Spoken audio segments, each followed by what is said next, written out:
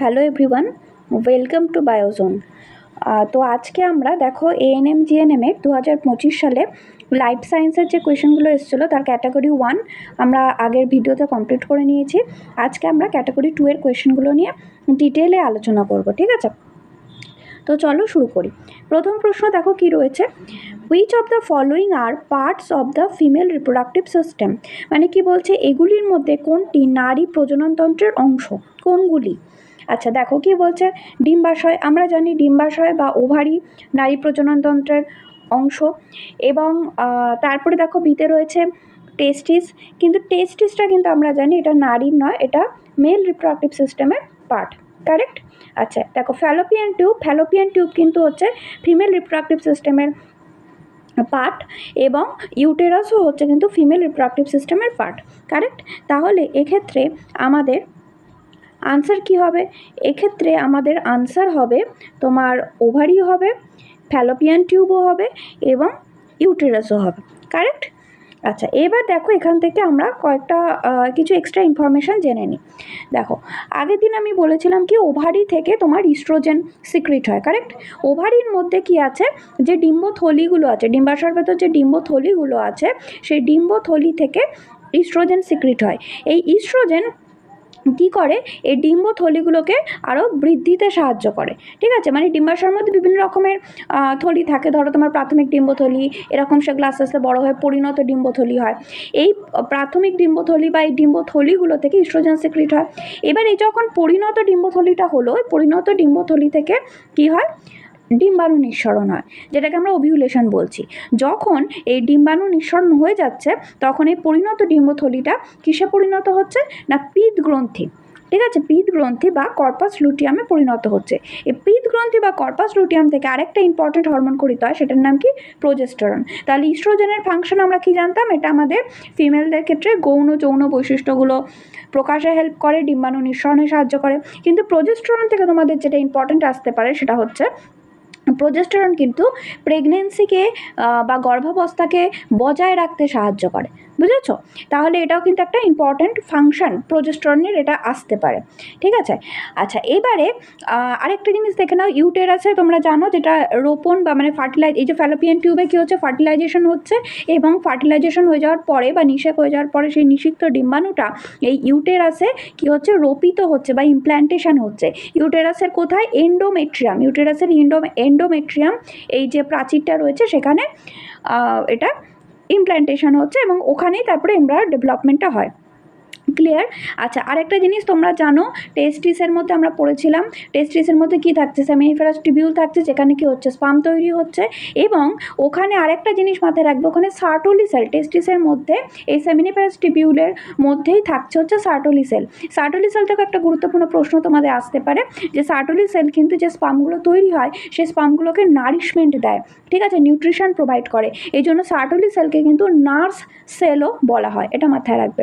আর তো তোমরা জানো যে যেটা তোমার লেডিক সেল যেটা রয়েছে বা ইন্টারস্টিশিয়াল সেল অফ লেডিক যেটা রয়েছে, এটাও টেস্টিসের মধ্যে থাকছে, এবং সেখান থেকে কি সিক্রেট হয়, টেস্টোস্টেরন, যেটা male primary sex hormone, correct? আচ্ছা তো চলো পরের প্রশ্নে যাওয়া যাক।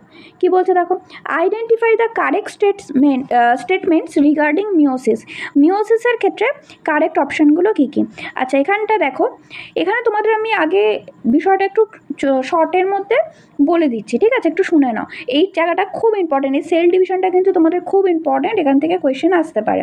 আচ্ছা আরেকটা জিনিস, আমি এই যে পড়ানোর মাঝে মাঝে যে এক্সট্রা যে তোমাদের ইনফরমেশনগুলো বলছি, প্রতিটাই কিন্তু তোমাদের পরীক্ষায় আসার মতো এক্সপেক্টেড কোয়েশ্চেন ধরতে পারো। তো এই আলোচনাগুলো মন দিয়ে শুনবে, ঠিক আছে? আচ্ছা তো দেখো, আমাদের তোমরা জানো যে আমাদের যে কোষচক্র হয়, কোষচক্র সেখানে মেনলি কয়েকটা ভাগ থাকছে। একটা হচ্ছে কি, প্রথম ধরো তুমি মেনলি দুটো ভাগে তুমি সেল ডিভিশনকে সেল সাইকেলকে ভাগ করতে পারো, তাই তো? একটা হচ্ছে ইন্টারফেজ আর একটা হচ্ছে এম ফেজ বা ডিভিশন ফেজ। এই যে এম ফেজ বা ডিভিশন ফেজে মেনলি কী হচ্ছে, সেল ডিভিশন হচ্ছে, মানে মাইটোসিস বলো মিওসিস বলো সেটা হচ্ছে, আর বাকি যে ইন্টারফেজটা রয়েছে সেখানে কি হচ্ছে, সেলের গ্রোথ হচ্ছে। এবার এই ইন্টারফেজকে আমরা তিনটে ভাগে ভাগ করতে পারি, একটা কি গ্যাপ 1 ফেজ যেটা G1, তারপরে হচ্ছে কি এস ফেজ বা সিনথেসিস ফেজ, আর একটা হচ্ছে কি G2 ফেজ, বা গ্যাপ টু ফেজ। এবার এই এস ফেজ থেকে একটা খুব ইম্পর্টেন্ট প্রশ্ন আসে যে ডিএনএ সিনথেসিস বা ডিএনএ রেপ্লিকেশন হয় কিন্তু এই এস ফেজ, এটা খুব গুরুত্বপূর্ণ প্রশ্ন। আর যেই যে G1 এবং G2 ফেজে কী হয়, সেলের যে বাকি অর্গানেলগুলো থাকে সেগুলো ডবল হয়, মানে সেগুলো তার নাম্বার বাড়ায়, সেলের গ্রোথ হয়, ঠিক আছে, বা সেল এই যে তোমার যে ডিএনএ যে সিনথেসিস হচ্ছে এস ফেজে তার জন্য প্রয়োজনীয় প্রোটিন সংশ্লেষ হয়। ক্লিয়ার? আচ্ছা, এবার চলে আসো এম ফেজ। এই যে এম ফেজটা, এখানে আমাদের সেল ডিভিশন হচ্ছে, আমরা জানি আমাদের সেল ডিভিশন মেনলি দু রকমের, তাই তো, একটা মাইটোসিস এবং আরেকটা হচ্ছে মিওসিস। মাইটোসিস সেল ডিভিশন কোথায় হয়? মাইটোসিস সেল ডিভিশন কিন্তু হয় আমাদের মেনলি দেহকোষে, আমাদের দেহের বৃদ্ধি বা কোথাও কেটে গেলে সেখানে ক্ষত নিরাময়, এটা মেনলি হেল্প, মানে এটা মেনলি করে এই মাইটোসিস সেল ডিভিশন। আর মিওসিস সেল ডিভিশন কোথায় হয়? মিওসিস সেল ডিভিশন মেনলি হয় আমাদের জনন মাতৃকোষে। এই জনন মাতৃকোষ থেকে কী হয়, যাতে গ্যামেটটা তৈরি হতে পারে, মানে কি জনন মাতৃকোষ থেকে যাতে গ্যামেট মানে হচ্ছে শুক্রাণু ডিম্বাণু এগুলো তৈরি হতে পারে, সেক্ষেত্রে মিওসিসটা হয়। আচ্ছা, ক্লিয়ার? আচ্ছা, এবার দেখো মাইটোসিস কোষ বিভাজনের মেন ব্যাপার কি, মাইটোসিসে একটা যেটা মাতৃকোষ থাকছে, একটা মাতৃকোষ থেকে দুটো অপত্য কোষ তৈরি হয়, এবং সেটা যেহেতু ক্রোমোজোমের যে সংখ্যাটা মাতৃকোষে যা থাকে অপত্য কোষেও কিন্তু ক্রোমোজোমের সংখ্যা সেম থাকে, যেহেতু মাতৃকোষ এবং অপত্য কোষে ক্রোমোজোমের সংখ্যা সেম থাকছে, তাহলে তাই জন্য আমরা এটাকে কি বলি, সমবিভাজন বা ইকুয়েশনাল ডিভিশন। কিন্তু মিওসিসের ক্ষেত্রে জনন মাতৃকোষ বা মাতৃকোষে যতটা ক্রোমোজোম থাকছে বা ক্রোমোজোমের সংখ্যা যা থাকছে, অপত্য কোষে কিন্তু ক্রোমোজোমের সংখ্যা তার অর্ধেক হয়ে যায়। যেহেতু ক্রোমোজোমের সংখ্যা অর্ধেক হয়ে যাচ্ছে, আমরা মিওসিসকে বলছি রিডাকশনাল বা হ্রাস বিভাজন। ক্লিয়ার? আচ্ছা, মিওসিসে একটা মাতৃকোষ থেকে 4টে অপত্য কোষ তৈরি হয় কিন্তু। আচ্ছা, আর ক্রোমোজোম নাম্বার কী হয়, হাফ হয়ে যায়, মানে মাতৃকোষ যদি ডিপ্লয়েড হয় বা 2n থাকে, যে অপত্য কোষগুলো তৈরি হবে সেগুলো কিন্তু হ্যাপ্লয়েড বা n হবে, ঠিক আছে। আর মাইটোসিসে কিন্তু ডিপ্লয়েড মাতৃকোষ থেকে ডিপ্লয়েডই অপত্য কোষ তৈরি হয়, বা হ্যাপ্লয়েড মাতৃকোষ থেকে হ্যাপ্লয়েড অপত্য কোষই তৈরি হয়, মানে সেম হবে, কোনো ক্রোমোজোম নাম্বারের হ্রাস বৃদ্ধি হবে না। ক্লিয়ার? আচ্ছা, এইগুলো গেল মেন জিনিস।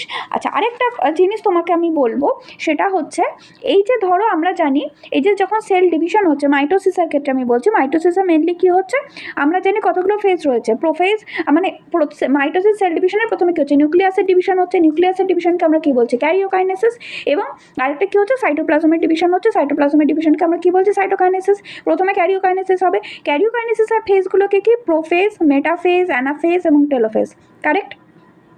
আচ্ছা, এবার এই মিওসিসের ক্ষেত্রেও এরকম দুটো হয়, একটা হচ্ছে তোমার মিওসিস 1, মিওসিসে প্রথমে একটা সেল ভেঙে দুটো সেল হয়, এবং এই যে একটা সেল ভেঙে দুটো সেল হচ্ছে, এই যে ডিভিশন এটাকে আমরা মিওসিস 1 বলছি, তারপরে দুটো সেল ভেঙে 4টে সেল হয়, এই যে ডিভিশনটা হচ্ছে এটাকে আমরা মিওসিস 2 বলছি।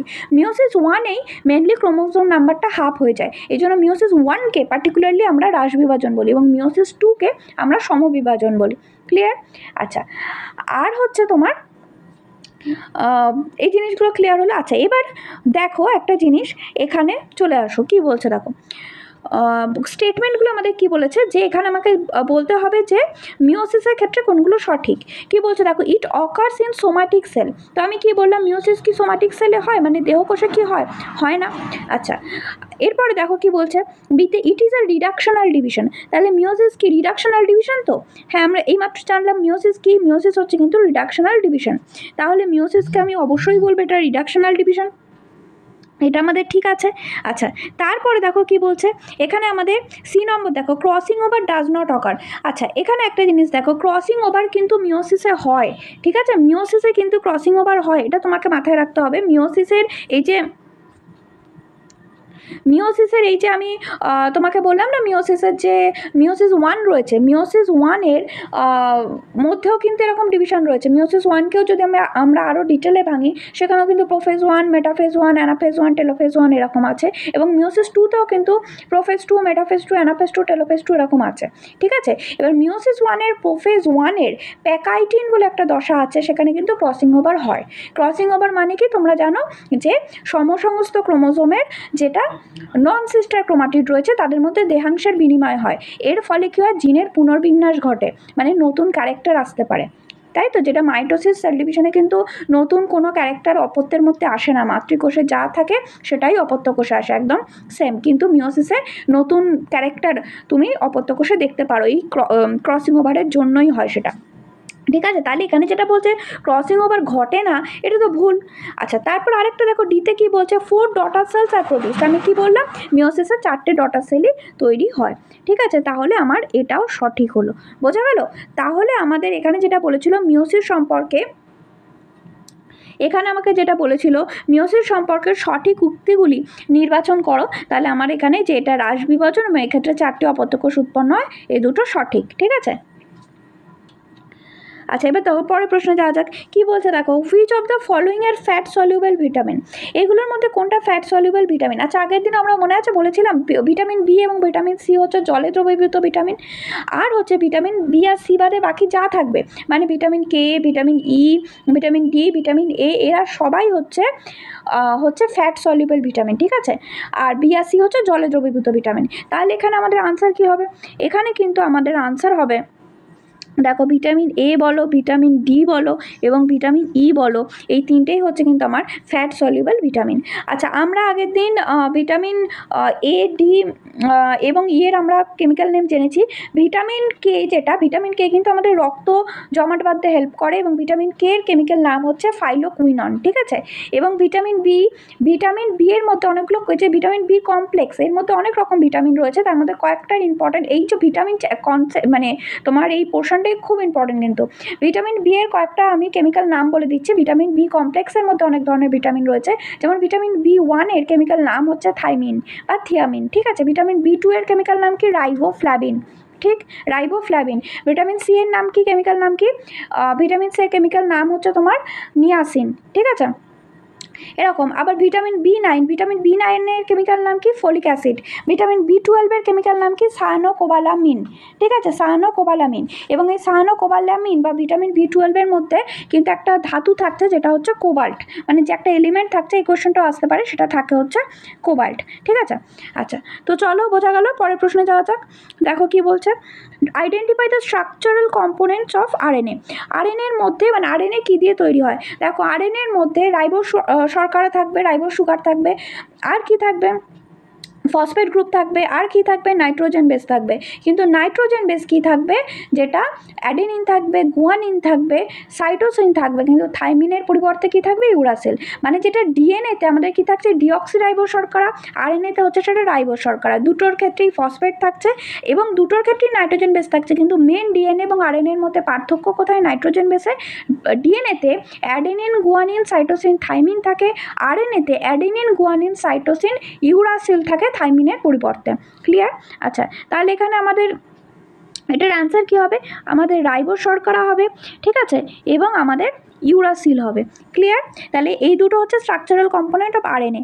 থাইমিন কিন্তু নয়, থাইমিন ডিএনএতে থাকে। আর ভ্যালিন কি, ভ্যালিন হচ্ছে একটা প্রয়োজনীয় বা essential amino acid. Amino acid আমরা জানি প্রোটিনের যেটা গঠনগত একক হচ্ছে অ্যামাইনো অ্যাসিড, ভ্যালিনটা হচ্ছে এসেনশিয়াল অ্যামাইনো অ্যাসিড। আচ্ছা, এসেনশিয়াল অ্যামাইনো অ্যাসিড আমাদের বডিতে 9টা আছে, এবং আমি তোমাকে এইটা বলে রাখছি যে কোনগুলোকে আমরা এসেনশিয়াল অ্যামাইনো অ্যাসিড বলি না, যে অ্যামাইনো অ্যাসিডগুলো আমাদের বডি নিজে তৈরি করতে পারে না, ফলে কি হয়, এই অ্যামাইনো অ্যাসিডগুলোকে আমাদের খাবারের মাধ্যমে বাইরে থেকে গ্রহণ করতে হয়। ক্লিয়ার? তো এরকম অ্যামাইনো অ্যাসিডগুলোকেই আমরা এসেনশিয়াল বা অপরিহার্য অ্যামাইনো অ্যাসিড বলি। আচ্ছা, তার মধ্যে এটা 9টা আছে, তার মধ্যে ভ্যালিন একটা। আচ্ছা, পরের প্রশ্ন চলো, কি বলছে, which of the following substance are example of carbohydrate. এর মধ্যে কোনটা কার্বোহাইড্রেট? দেখো, গ্লুকোজ আমরা জানি কার্বোহাইড্রেট, এবং স্টার্চও কিন্তু কার্বোহাইড্রেট। আচ্ছা, স্টার্চ কি আমাদের দেহে সঞ্চিত খাদ্য, মানে গ্লুকোজ যেটা সঞ্চিত হিসাবে বা স্টোরড ফুড হিসাবে কী হিসাবে থাকে, গ্লাইকোজেন হিসাবে। প্রাণী কোষে যে কার্বোহাইড্রেটটা সঞ্চিত থাকে গ্লাইকোজেন রূপে, আর উদ্ভিদ কোষে কিন্তু এই যেটা তোমার কার্বোহাইড্রেটটা সঞ্চিত থাকে স্টার্চ রূপে। ক্লিয়ার? স্টার্চ হচ্ছে এক ধরনের তুমি বলতে পারো মানে গ্লুকোজ হচ্ছে মনোস্যাকারাইড, মানে আর স্টার্চ হচ্ছে পলিস্যাকারাইড। ঠিক আছে, অনেকগুলো গ্লুকোজ নিয়ে তৈরি হয় স্টার্চ, ওই জন্য স্টার্চকে আমরা বলছি পলিস্যাকারাইড। তাহলে এখানে আমাদের আনসার কি হবে, এখানে আমাদের আনসার হবে কিন্তু গ্লুকোজও হবে এবং স্টার্চও হবে। ঠিক আছে। আচ্ছা, মিথিওনিন কি, মিথিওনিনও কিন্তু হচ্ছে এক ধরনের এই যে অপরিহার্য বা এসেনশিয়াল অ্যামাইনো অ্যাসিড। আর ইথানল জানো, এটা হচ্ছে এক ধরনের মানে অর্গানিক কম্পাউন্ড বলতে পারো। ইথানল মানে মেনলি হচ্ছে এটা ইথাইল অ্যালকোহল, কিন্তু এটা কার্বোহাইড্রেট নয়। ঠিক আছে, মিথিওনিনও কার্বোহাইড্রেট নয়, ওটা তো বললামই অ্যামাইনো অ্যাসিড। ঠিক আছে, তাহলে আজকে আমাদের আলোচনা এই অবধি থাকবে। পরের ক্লাসে আমরা বাকি 5টা প্রশ্ন নিয়ে আলোচনা করব। তো আশা করি তোমাদের ভিডিওটা হেল্পফুল মনে হবে। তো যদি ভালো লেগে থাকে ভিডিওটা, চ্যানেলটি সাবস্ক্রাইব করতে একদম ভুলো না। Thank you.